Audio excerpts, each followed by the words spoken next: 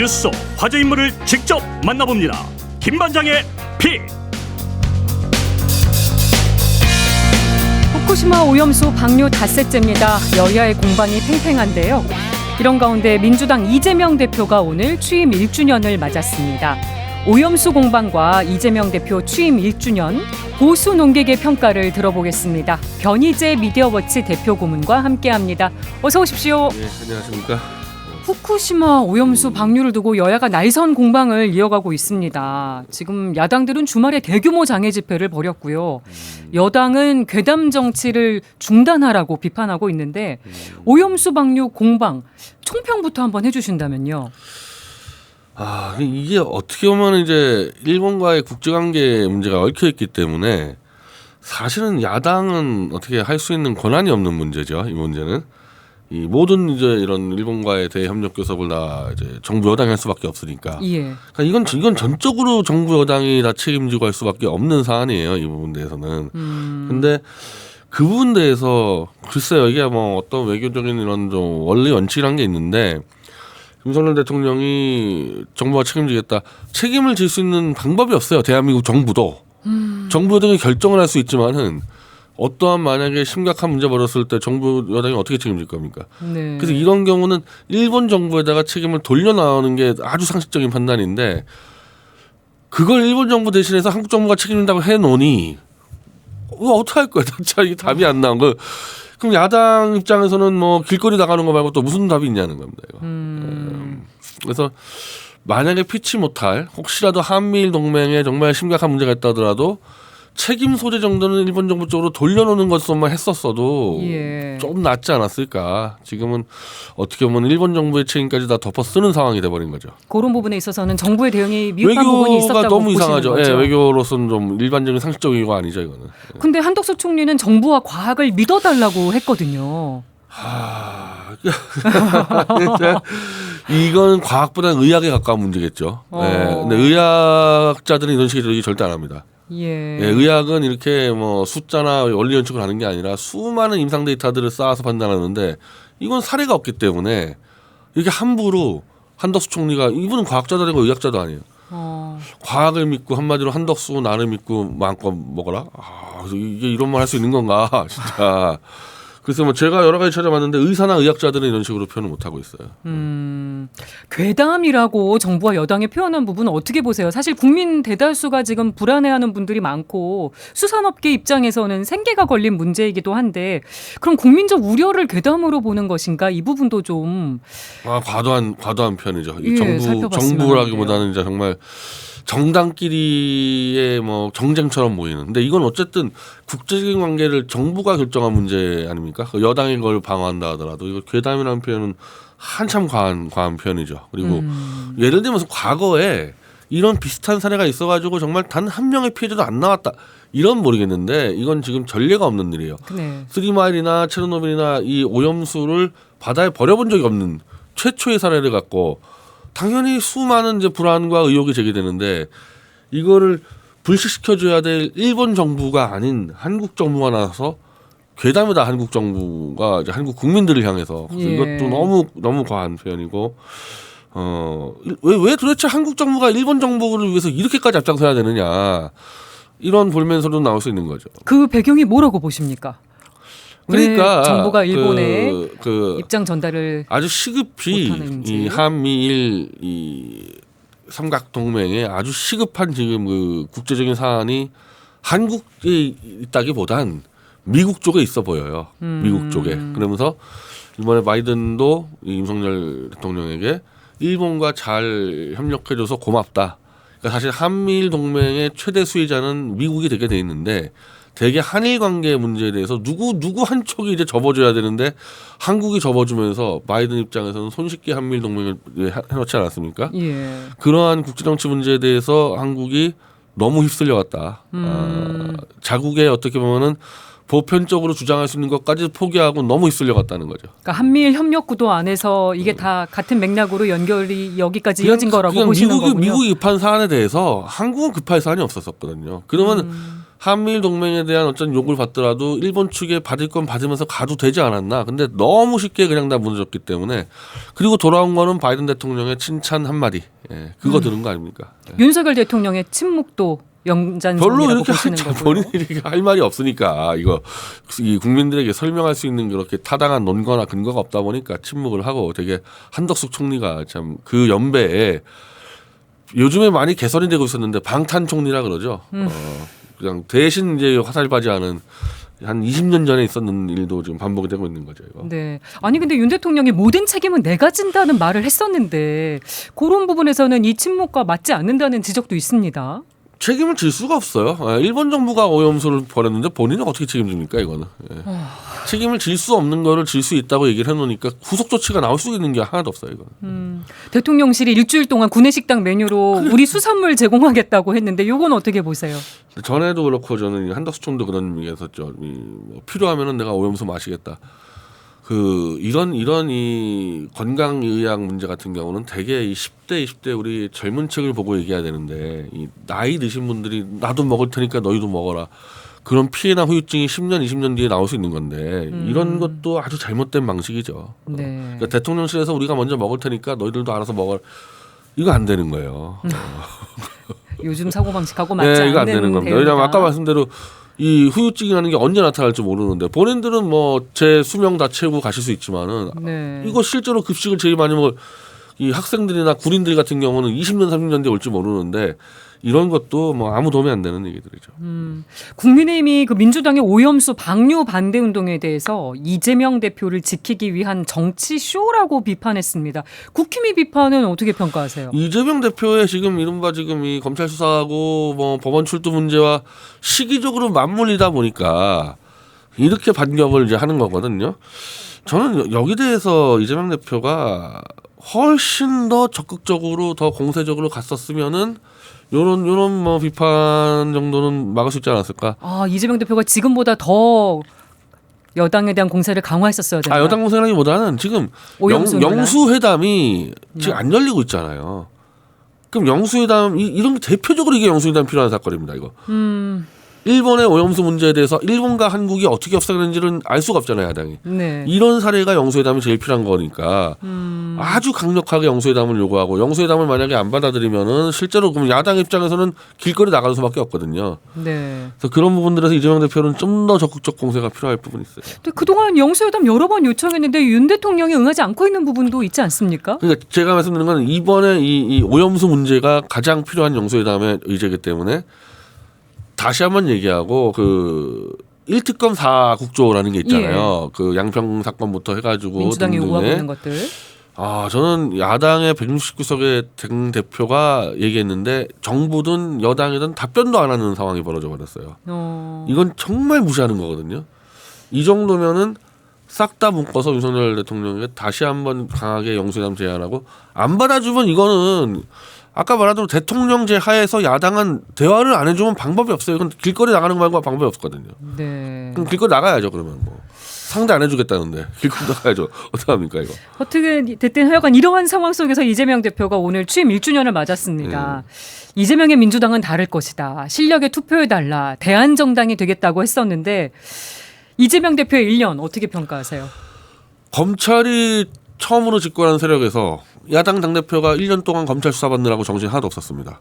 그 이슈 말고는 제가 기억이 나는 게 거의 없을 정도로기 때문에 그럼 당대표가 할 수 있었던 일은 뭐냐, 검찰 정권과 들이받고 싸우는 것밖에 없었는데 예. 저는 검찰 수사에 끌려다녔다. 그러니까 예를 들면은 김대중, 김영삼 씨는 야당 생활할 때 검찰에 끌려간 적이 한 번도 없어요. 네. 실제로 검찰이 수사가 들어오는 것조차도 나는 검찰 들어가서 받을 수 없다. 그래서 이 호텔에서 수사받은 적도 있을 정도로. 예. 그러니까 야당의 당대표가 검찰에 자꾸 불려간다는 것 자체가 이건 있을 수 없는 일인데 이재명 대표는 1000번 부르면 1000번도 가겠다. 잘못된 판단한 거예요. 가면 안 되는 거고 다 묶어서 한 번에 해라 그래가지고 이게 끝까지 버텨가면서 갔어야 되는데 네. 오히려 체포 동의안을 벗어 던지질 않나. 저는 검찰 독재 정권에서의 야당 당대표로서는 이 전술 전략을 잘못 짜고 있다고 봅니다. 그래도 이 대표는 당당하게 조사 받겠다. 뭐로 이런 입장을 밝혔었는데. 아니 그러면 김대중, 김영삼은 당당하지 않아서 조사를 안 받았냐는 거예요. 야당 당대표가 자꾸 검찰에 들어가서 사진 찍히고 이 자체가 잘못된 거거든요. 이런 것들은. 왜냐하면 그런 부분들은 국민들에게 저 뭔가 있구나 범죄가 이런 생각을 하겠단 말이에요. 그러니까 상당히 부당하다. 왜냐 대통령은 검찰 수사를 안 받게 돼 있잖아요. 네. 법적으로. 야당 당대표는 대통령을 상대하고 한쪽은 수사를 안 받아. 한쪽은 받아. 그럼 한쪽은 1000번이 끌려가고 한쪽은 수사 안 받고 이래가지고 야당이 대통령 견제할 수 있냐. 네. 그 문제 때문에 안 받은 거예요. 야당 대표들이. 그러니까 저는 이 이재명 대표가 왜 김대중, 김영삼 저런 분들은 왜 안 받았을까 지금까지 이걸 좀 더 고민해봤어야 되는 거예요. 네. 뭐 민주당 내부에서도 이 대표 사법 리스크에 대해서 얘기가 나오고 있습니다. 유무죄를 떠나서 방탄 공격 받는 점, 또 민주당 지지율 하락세 등에 대해서 이 대표 사법 리스크가 원인으로 꼽히고 있는데 민주당이 이 상황을 좀 어떻게 해야 벗어날 수 있을 거라고 보세요? 이해할 수 없는 일을 한 게 야당에게 이른바 체포동의안의 이 헌법적 권리를 준 이유는 바로 이런 검찰 권력을 악용해서 수사가 들어왔을 때 그걸 당당히 맞서 싸우라고 준 거거든요. 네. 헌법에 괜히 뭐 심시해서 넣겠습니까? 근데 왜 이걸 벗어던집니까? 이 혁신이 만들어가지고 혁신이라는 사람들이 한 일이 체포동의안을 그냥 무력화시킨 것밖에 없는데 체포동의안을 갖고 있으면 사법 리스크가 없는 거죠. 네. 물론 그 안에 또 이견이 있어가지고 체포동의안이 가결될 수는 있겠지만 그걸 만약에 의총에서 붙어가지고 한번 천만 논쟁 벌이고 뭐 이재명 대표에 대한 영장은 이미 한 번에 들어온 바가 있잖아요. 네. 뭐 객관적 상식으로 봤을 때 상당한 무리한 영장이었어요. 이번에 들어올 것도 마찬가지거든요. 그러면 체포동의안만 갖고 있으면 사법 리스크를 제거할 수 있는 부분은 그걸 벗어던지면서 사법 리스크를 자초했단 말입니다. 네. 그럼 답은 나왔지 않습니까? 아직까지 헌법에 있어요. 그 체포동의안에 대해서 이제 국회의원이 활용할 수 있는 거. 네. 저는 체포동의안을 부결안을 활용해야 된다고 봐요. 그거는 야당 대표가 당연히 행사해야 될 헌법상 권리예요. 그건. 예. 쌍방울 대북 송금 의혹 건에 대해서 지금 이재명 대표가 망한 소설이다. 줄거리가 엉성하다. 검찰 수사 비판하고 있는데 여당에서는 찬바람 불기 전에 교도소로 갈 것이다. 이런 말이 나오고 있습니다. 5번째 검찰 소환 이 건으로 앞두고 있는데 쌍방울 건의 향방은 어떻게 보세요? 일단은 이 애초에 쌍방울 지금 이 이재명 대표에 대한 수사가 유일하게 명분 제기하는 게 대선 때 이미 나왔던 거를 마무리한다는 주장을 했었어요. 이거 한동훈 법무장관 수시로 얘기했는데 대선 때 나왔던 쌍방울 의혹은 변호사비 대납이었습니다. 네. 왜 이게 바뀌었냐는 거야. 대북송금으로 이 정권 들어와서. 이거는 추가로 대선 때 나온 게 아니라 추가로 다른 게 여의치 않으니까 한마디로 별건으로 잡은 거거든요. 이 자체가 잘못된 거죠. 이 자체가. 이것도 이제 물론 체포영장이 들어와 봐야 얼마 정도나 타당한지 보겠지만은 이건 대선 때 쟁점이 아니었던 겁니다. 이거는. 예. 별건으로. 그러니까 한마디로 1년 동안 이 정권이 한 거는 야당 당대표를 감옥에 보내려고 온갖 360도를 다 턴 것밖에 없고 이재명 대표는 거기에 대해서 방탄이라는 그 오해를 뭐 불식시키려고 그러는지 체포동의안을 벗어던지는 엄청난 실책을 저지른 거죠. 이 대표가 최근 인터뷰에서 10월 사퇴설에 대해서 일축을 했습니다. 압도적인 지지로 당대표가 됐고 지지는 지금도 유지된다. 내년 총선을 어떻게 해서든 이기는 게 사명이라고 했는데 총선 전에 사퇴는 고려하지 않겠다는 선언으로 들리거든요. 이 대표의 이런 입장은 어떻게 보십니까? 근데 전에부터 이재명 대표는 총선에 대해서 상당히 발언을 많이 했는데 지금 이 윤석열 정권에 대해서 아주 극단적인 이 적개심을 드러내는 층이 한 최소한 50% 정도는 나오는 것 같아요. 왜냐하면 윤석열 정권을 지지하지 않는다. 뭐 그게 한 65%라 그러면은 거기서 아예 지지하지 않는다가 50%가 항상 넘었기 때문에 그럼 야당의 당대표는 그거를 반영을 해줘야 되는데 그 민심을 네. 과연 그 윤석열 정권의 폭주를 막아달라는 민심이 민주당의 총선 승리로 해달라고 그런 요구를 했던가? 민주당 지지자가 아닌 사람들도 윤석열 정권의 폭주를 막아달라고 야당에 얘기할 수 있는데 예. 그걸 왜 민주당의 총선 승리로 자꾸 얘기하는 거예요? 민주당의 총선 승리를 얘기하는 사람이 아닌 사람이 상당히 많다는 거죠. 예. 그 총선 승리를 얘기하려면은 자꾸 이거 개선 저거 개선하다 보니까 오히려 민생을 챙기느니 뭐 어쩌고 하면서 제대로 대여 투쟁을 하지 못한다. 그러니까 이것도 목표가 잘못된 게 아닌가 그래요. 자꾸 총선 얘기하는 건 아니다. 네. 현재 이 윤석열 정권이 폭주하고 있는데 그러면은 내가 당 대표직을 뭐 버리더라도 내가 막아내겠다 이런 식으로 해야 되는데 자꾸 총선 승리만 얘기한다는 거죠. 대여 투쟁에 더 힘을 실어야 된다는 말씀이시고요.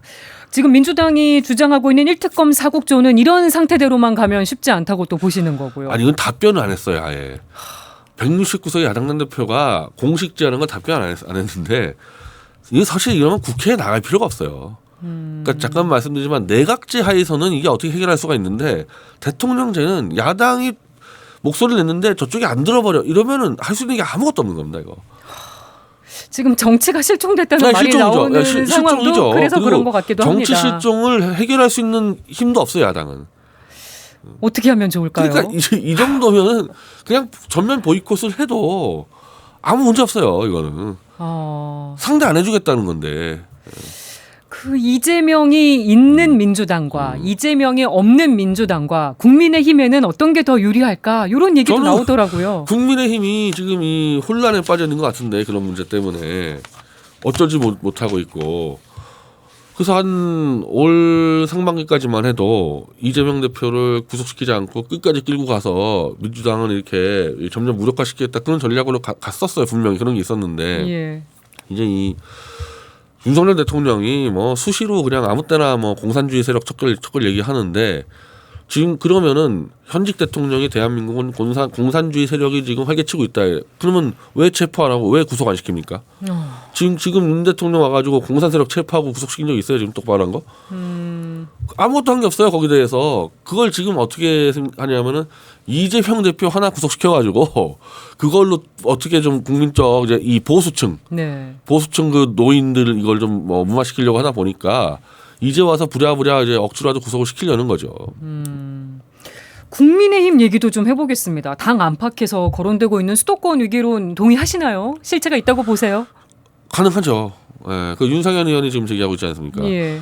윤상현 의원 같은 경우가 원래 무소속으로 2번 나왔던 분이에요. 공천 못 받아서. 네. 작년에 그 윤상현 의원이 그 남영이라고 그 신인 민주당 신인 여성 정치인한테 180표가로 이겼어요. 가까스로.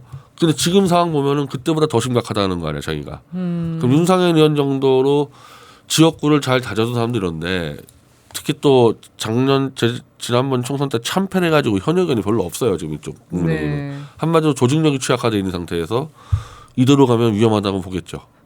또 이철규 사무총장 승선 거부 발언 때문에 이 수도권 위기론을 이제 얘기하는 사람들에 대해서 좀 쓴소리를 하고 겨냥했다는 거 아니냐 얘기도 나오기도 했었습니다. 근데 이철규 사무총장은 강원도 지역구란 말이에요. 그러니까 강원도하고 영남권은 수도권은 뭐 20, 30석 알아서 해라. 강원하고 이 수도권 합쳐가지고 뭐 한 80석 하면 되는 거 아니야. 이런 마인드니까 이게 원래 항상 국힘당은 이 강원 이 영남권과 수도권과 이 갈등이 있는데 이 갈등이 지금 최고조로 올라가고 있는 거죠. 이렇게 되면. 네.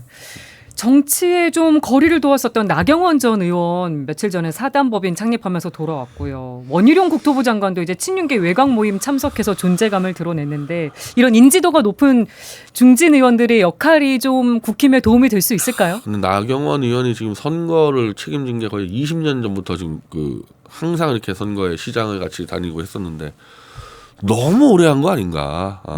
더군다나 그렇다고 나경원 의원이 그 정도면 대권 주자까지 올라갔어야 되는데 지난번 전당대회 때 너무 힘없이 그냥 밀려났었고 근데 그렇게 어떻게 보면 나경원 의원을 쫓아냈다가 또 총선 때 필요하니까 나경원 의원을 불러서 선대위원장 시키고 한다. 이거는 진짜 이 정치 이러면 안 되죠. 이거는 예. 너무 이런 게 많이 반복이 됐고 네. 그래서 나경원 의원을 이용하는 선거는 뭐 더 이상 어렵지 않을까. 효과는 없을 거고. 그래도 뭐 인지도나 이런 대중적인 면에서는 또 높은 의원이기도 하지 않습니까? 지금 그 대안이 그거밖에 없다는 거 아니에요. 지금 대안이. 근데 그랬으면은 그렇게 하려고 그랬으면 전당대회 때 왜 그렇게 길을 쓰고 쫓아냈냐 이거죠. 이 당에서 그 후보도 못 나가고 쫓겨난 사람이 이 선거라는 거 이거 아닙니까? 나경원 나와가지고 이 당 내가 책임질 테니까 뽑아달라 이래야 되는데 쫓겨난 사람이 갑자기 나타나가지고 그러면은 이게 설득력이 있겠냐는 거예요. 네.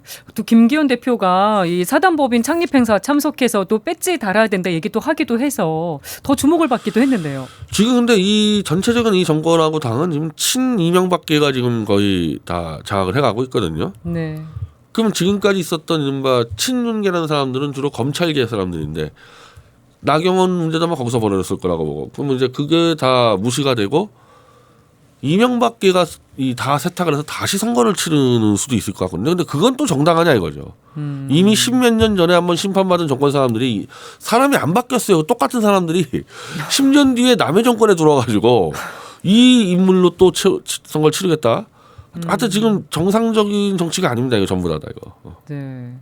한동훈 장관 총선 역할로는 어떻게 보세요? 선대위원장 가능성도 거론이 되더라고요. 이 지금 이 이명박계가 검찰계들의 이 선거 능력을 굉장히 회의적으로 봐서 이제 야금야금 먹어서 자기들이 선거를 치르는데 한동훈 장관을 쓸 수가 없죠. 그리고 전체적인 국민들도 그리고 난 윤석열 대통령도 야 검사들 한번 일을 시켜보니까 이게 일이 완전 이건 아마추어들이네. 이명박계 사람들은 정권을 한번 운영해 본 사람들이니까 네. 어쨌든 일 돌아가는 걸 알잖아요. 그래가지고 지금 이 정권하고 당을 장악하고 있는데 그 사람들이 한동훈을 선대위원장으로 믿고 따라가겠습니까? 그 사람들이. 그래도 인물론이 계속 거론되고 또 한동훈 장관이 뭐 나름 스타 장관으로 불리는 측면은 긍정적으로 작용할 수도 있지 않을까요? 그게 이제 이 수도권 사람들은 그렇게 생각 안 하죠. 수도권 사람들은 어쨌든 이 중간층 공략이 안 되면은 이 뭐 5만 표 얻으면 뭐합니까? 한 표 차로 지는데 한동훈이라는 이 캐릭터는 중간층 공략이 불가능하다고 보죠. 그렇게 보시면 계산이 안 나오죠. 한동훈 가지고는. 총선 전초전으로 불리는 강서구청장 보궐선거가 이제 10월에 치러집니다. 2달 정도 후에 치러지는데 문재인 정부 감찰 무마 의혹 폭로로 이제 유죄 판결 받았다가 광복절 특별 사면을 받았는데 일찌감치 출마 의사 밝혔고 오늘 선거 사무소 개소식도 네. 열었습니다. 김태호 전 구청장 공천 받을 수 있을까요? 이게 지금 뜨거운 감자인데 한마디로 이제 친윤계 검찰계는 김태우를 믿는 것 같고 당을 장악하고 있는 이명박계는 이건 자살행위다 보고 있는데 너무 세게 지금 김태우 씨가 달려가고 있고 그러니까 총선 얘기가 나오는데 이번에는 빠지고 총선 그랬으면 12월 크리스마스 때 사면하면 되는 문제지 네. 지금 사면한다는 얘기는 그냥 강서구청장 나간다는 얘기 아닙니까? 근데 귀책 사유가 있는 후보를 다시 공천한다는 게 또 부담이 없지는 않을 테고요. 아니 그러니까 만약에 그런 걸 고려했었으면은 특별 사면을 크리스마스 때 해버렸으면 제일 쉬웠겠죠. 지금 했다는 얘기는 선거 출마 길을 열어줘 버렸기 때문에 네. 선거 나간다는 얘기인데 당을 지금 이 장악해서 총선을 치르게 하는 이명박계는 만약에 이걸 못 막는다 김태우 출마를 그러면은 내 던져놓을 가능성이 높아요. 나오게 문은 열어주되 선거운동 안 해가지고 그냥 참패시켜버리고 그 대신에 총선 공천권을 장악하려 들겠죠. 예. 이 개인적인 사안도 또 있으셔서 한번 여쭤볼게요. 지난주 금요일이었죠. JTBC 기자였던 봉지욱 뉴스타파 기자가 SNS에 최근 장시호와 만나서 최순실 태블릿에 대해 얘기를 나눴다 이런 글을 올렸더라고요. 뭐 봉 기자는 태블릿 문제에 대해서 미처 몰랐던 여러 사실이 있었다. 검증 작업을 통해 진상이 밝혀지면 전모가 파악된 대로 보도하겠다고 했는데 이거 어떤 내용인지 파악을 좀 해보셨습니까? 왜 중요하냐면요. 장시호 태블릿 PC라는 게 있어요. 태블릿 PC가 두 대입니다. 예. JTBC가 보도한 거 말고 윤석열 한동훈이 특검 때 만들어낸 장시호가 제출했던 최서원 PC가 두 대가 있는데 그 장시호 제출 태블릿 PC를 최서원이 반환 소송을 해서 이겼어요. 네. 근데 판결문에 장시호가 이 태블릿에서 얘기한 것은 상당수가 거짓말이다 이렇게 나와버렸기 때문에 그러면은 이 태블릿 PC가 최서원 거라는 것은 대부분 장시호의 증언으로 나왔는데 네. 반환소송 과정에서 재판부는 장시호의 실만은 신뢰할 수 없다. 이렇게 돼버리면은 장시호가 거짓말했다는 얘기가 돼요. 그럼 장시호는 조작에 가담했다는 얘기가 되지 않습니까? 예. 이렇게 되면은 그러니까 장시호는 이제 불안해질 수가 있는 거고. 그래서 저는 장시호한테 공개 칼로 몇 번 썼습니다. 이거 다 털어놔라. 안 그러면은 태블릿 조작의 주범으로 네가 몰린다. 예. 이렇게 됐는데 봉지욱 기자, 뉴스타파 기자하고 장시호는 국정농단 취재 때부터 서로 알고 지냈기 때문에 예. 최근에 만나서 장시호가 태블릿에 대해서 새로운 얘기를 자기한테 했다. 예. 그건 특검 발표하고 다른 얘기겠죠. 새로운 얘기겠죠. 그 진실은 뭐라고 보세요? 그 얘기는 저희는 이제 이미 포렌식으로 다 과학적 검증을 해가지고요. 그건 최서원 거 아니라는 결론은 다 이미 내렸고 엄밀히 말하면은 그걸 재판부가 받아들여서 장시호 말은 거짓말 나왔기 때문에 그걸 장시호가 봉지욱에게 사실을 털어놨을 가능성은 없다. 이렇게 되면은 특검 제4팀이었던 윤석열 한동훈이 다 걸려들거든요. 이게. 네, 봉지욱 기자는 이걸 조만간에 보도를 한다니까 예. 좀 기대해 볼 만한 사안이죠. 예, 앞으로 어떤 소식이 이어질지 지켜보도록 하겠습니다. 오늘 말씀 여기까지 나누겠습니다. 변희재 미디어워치 대표 고문과 함께했습니다. 고맙습니다. 네, 감사합니다.